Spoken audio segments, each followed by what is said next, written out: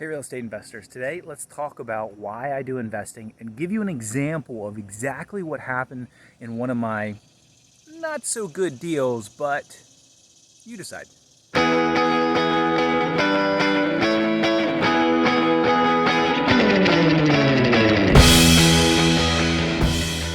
Hey real estate investors, so today we're going to talk about why I do real estate investing. A lot of people have their opinions and a lot of people, well, have some crazy ideas, I guess you could say.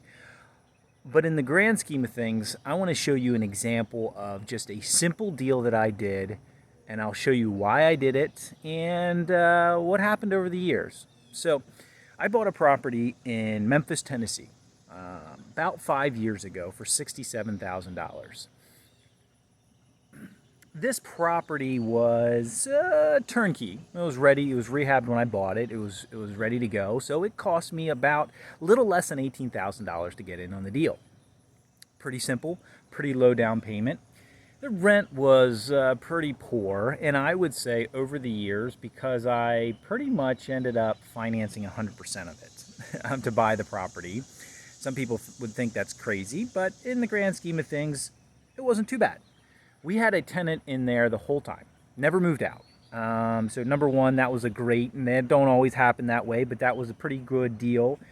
Tenants never moved out, but they paid a consistent rent over those 5 years, which I kind of a little annoyed with the property manager, needless to say, that they weren't able to raise the rent at all in those 5 years, which is crazy to me. But anyways, they chose not to, and I chose to sell the property. Just sold the property about a month ago. So we sold the property, and over those 5 years, we were not making any money. And what I mean by that is cash flow wise, we were either breaking even or we were losing money each month. And the reason I say that was because, again, we financed 100% of that thing. So we used that money from another loan, a HELOC, to do the down payment on that.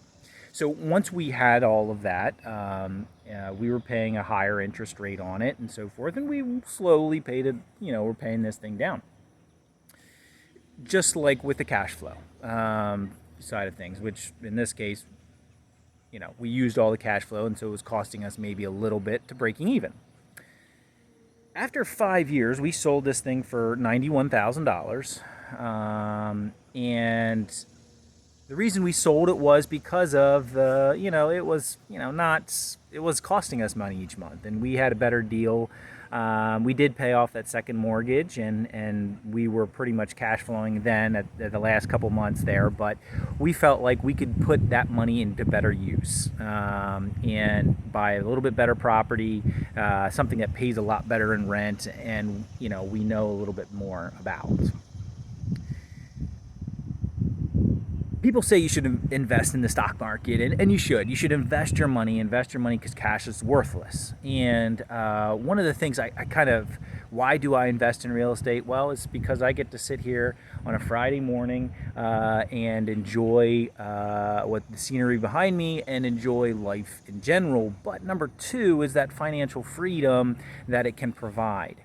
Now, the stock market, what do they usually say? An annualized return of 8% on average is what you're going to get over those years. And this deal was probably one of my worst deals, I want to say, because the cash flow wasn't really good, But in the grand scheme of things, I calculated my return on my investment, that $18,000, and really it's an infinite return because I, again, financed it completely.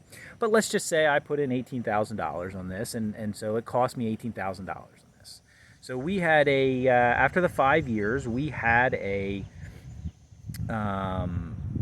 profit of, I think it was about $36,000.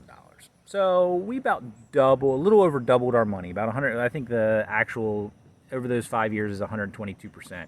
But an annualized return, we were looking at about 17.3%. So every year we made 17.3%. So I doubled, one of my worst deals, I doubled what potentially the stock market would do on a yearly basis. And this past year has been pretty rough. Now, it was pretty good for years over the last couple years.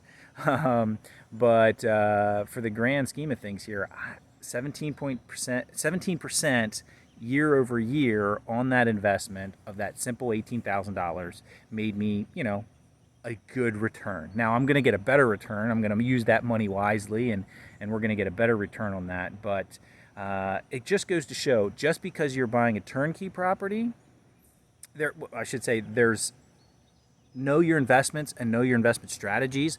But buying a turnkey property and investing, and I didn't do anything. I didn't have to do anything over those 5 years.